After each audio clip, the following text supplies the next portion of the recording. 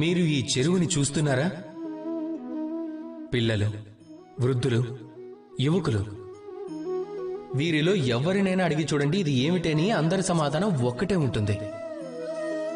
సమాధానం ఎప్పుడు మారుతుంది అంటే మీ ప్రశ్న మారినప్పుడు. మీ ప్రశ్న ఏమిటంటే మీరు ఈ చెరువుతో ఏం చేయాలనుకుంటున్నారు? కొందరు అంటారు, నేను ఇలాగే ఒడ్డున కూర్చొని ఆ నీటిని తాకుతూ చల్లటి గాలి యొక్క ఆనందాన్ని పొందాలనుకుంటున్నాను. కొందరు అంటారు, నేను ఈ చెరువులో ఈత కొట్టాలనుకుంటున్నాను. కొందరు అంటారు, కాగితపు పడవ చేసి నేను ఇందులో వదలాలి అనుకుంటున్నాను అని.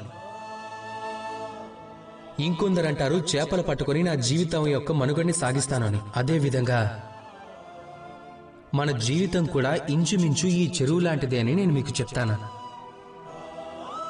సమాధానం అయితే ఒకటే, కానీ మనం మన జీవితంతో ఏం చేయాలి అనేది మాత్రం మన నిర్ణయం. ఇదే చెరువులో మీకు ముత్యాలు దొరుకుతాయి, అలానే బురద కూడా దొరుకుతుంది. ఒకవేళ మీకు ఆ ముత్యం కావాలి అంటే వాటి లోతుల్లోకి వెళ్లాల్సి ఉంటుంది. ఆ ముత్యం కోసం మీరు ఎంతో కష్టపడాల్సి ఉంటుంది. అప్పుడే మీకు ఆ అమూల్యమైన ముత్యం లభిస్తుంది. లేకపోతే మీ చేతికి బురద మాత్రమే లభిస్తుంది. అందుకే నేను మీకు ఎప్పుడు చెప్తూ ఉంటాను, నిర్ణయం మీదే అని. రాధాకృష్ణ.